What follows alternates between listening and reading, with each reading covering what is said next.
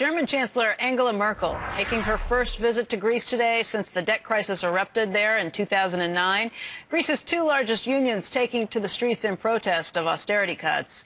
Fortunately, Michelle Caruso-Cabrera is here. She's able to talk us through all of that, and she has a special guest. Thank you so much, Becky. Let's show everybody the live pictures in honor of Angela Merkel arriving in Greece. There are thousands and thousands of protesters once again in front of Parliament.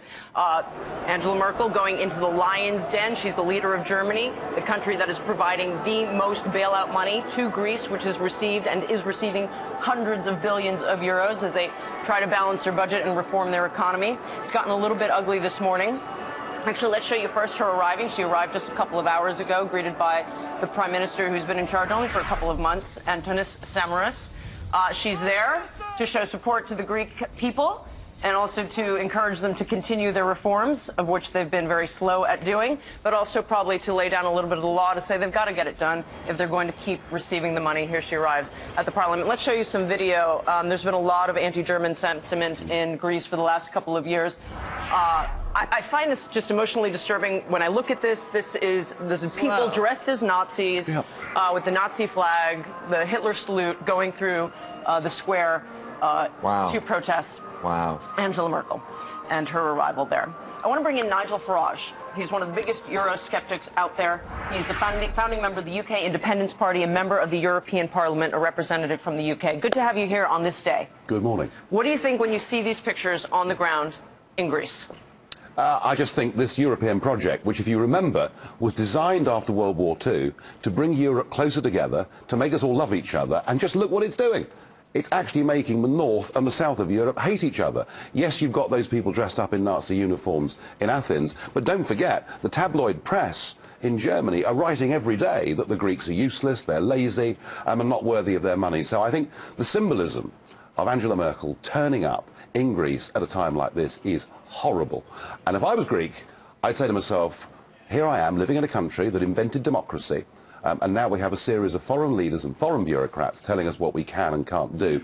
And frankly, what you're seeing on the screens with these protests can only grow as time goes on. But, I mean, Nigel, you're in a tricky situation there. I mean, the Greek people need the support that's been given them and the loans that have been coming their way. No, they don't. Why not just a default and go back and forget it all? The Greek people are imprisoned inside a currency they should never have joined in the first place. But you're basically saying they should just default, right? I think they should default. I think they should devalue and give themselves an opportunity to trade their way back to prosperity, and they would also get back their democracy, their ability to govern themselves, and perhaps some sense of hope.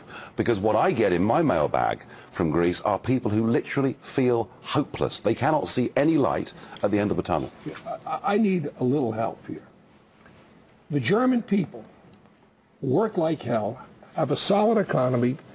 It's their money. They've been carrying the Greeks by virtue of the debt they bought.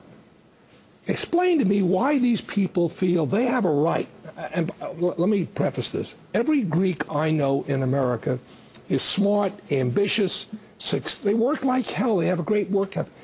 What's the right of these people to look to the German people and say, give us more. You should give us more. I agree with you. Greece should never have gone into the Union, but we are where we are.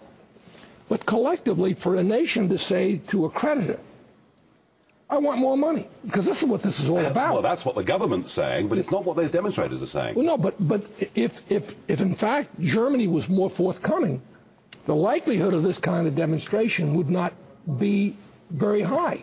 But, you know, we've bailed out the Greeks now 3 times effectively.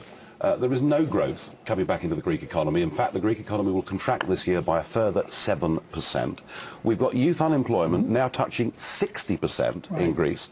The situation is hopeless. And BLS calculated youth unemployment about 9% over there, actually. Not 6, no, I'm kidding. Go ahead. Well, a little bit out there. Our BLS it's actually 9%. It's actually not too far away in Spain either at the moment. Frankly, we are sending Greece, by keeping her imprisoned inside a currency that doesn't suit her, with an austerity package that is pretty harsh and with no compensation. The mystery to me is, why are the IMF supporting all of this? I agree. That to me is the mystery. I agree. You don't think the euro should exist generally, right? Well, I think there was an optimal currency area in Northern Europe, and it's quite arguable that half a dozen countries could have worked together inside an economic and monetary union. Right. But I was there. I was in Brussels when the euro was launched, and I tried to ask economic questions. I was told, Nigel, go away. Don't bother us with detail. We're building a new state. And that's the point. It was political from the start. Nobody thought about it.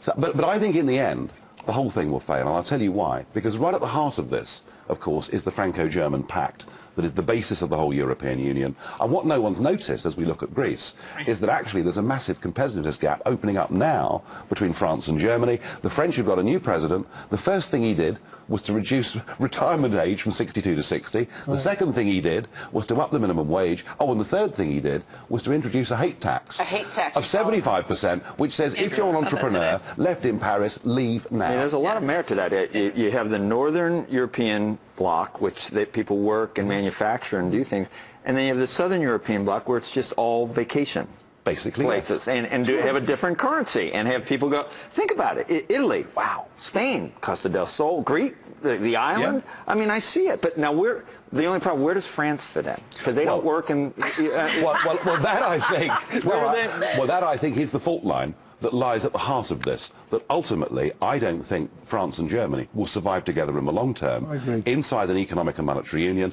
and that's why I think that the death of the Eurozone is going to be a very long, slow and painful process. Long and slow. With Greece being the first one out. Greece will be the first one out, and then it'll be Portugal or Spain afterwards. And you're right, they can devalue their currency, they can get back to being competitive, they don't need to create that many jobs with 11 or 12 million people to move the needle. When do you think this happens? If I knew the answer to that, I'd be down at the bookmakers right now. I just don't know. But don't you think that so many long. of We've had this a very long so time, many right? of the elites, if you will, and in Europe are so tethered to this idea of making it happen, right? I was just in Paris, and it was just so clear to me that every single person thinks we have to make this work. So what is going to be the straw that breaks that back? Well, I think this whole thing will take much longer than it should. Economic logic says it should break up quickly, but the political will that you just described, I would describe it as fanaticism. They are fanatical about this project. Doesn't matter however much the project fails, they think the solution is more of the same. I think this is going to take many, many years. What will break it up in the end, I think it'll be one of two things. It'll either be a democratic revolution in countries like Finland and the Netherlands, where they get governments who say enough, or it will be violent revolution. You said something very provocative to me before we came on, which was you see the fanaticism almost to the equivalent of the fanaticism that once existed for communism. Yes, I do. But my answer to you was, but if you look at the plan that they've outlined for Greece, it's a path towards capitalism, isn't it? Reform your labor markets, do this, that. These are liberalizations of these countries. It's very different, isn't it? But at the same time, they're saying that the Greeks have to introduce green taxes and ridiculous carbon emission targets. How on earth is Greece going to get manufacturing going with its whole CO2 lunacy around their necks? And you know, whenever the European Union talks about liberalisation, be suspicious. What they mean by liberalisation actually is central demand management of the economy. Wow. Anarchists have arrived on the square, so if you see a lot of running... I was wondering where they were. Yeah, they finally arrived.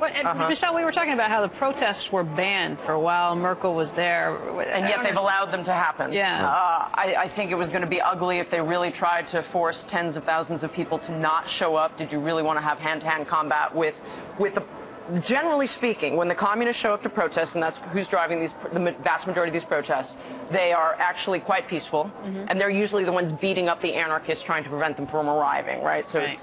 so you want these people here, the pensioners and the rest of these people, to keep things a little calmer? Exactly. Are you, Nigel, are you following this country and our histrionics with this election coming up? Very much. And you want to stick around for another block and we'll take a break? It would, yeah. I mean, I'm fascinated. Will you say some crazy stuff about what's going on here as well? I must say, I'm amazed that there is not a proper debate in America going on about the size of your debt. Ah, perfect. That's a good tease. Okay. Michelle, Nigel, Ken, everybody's going to stick around. We're going to continue this conversation in just a moment.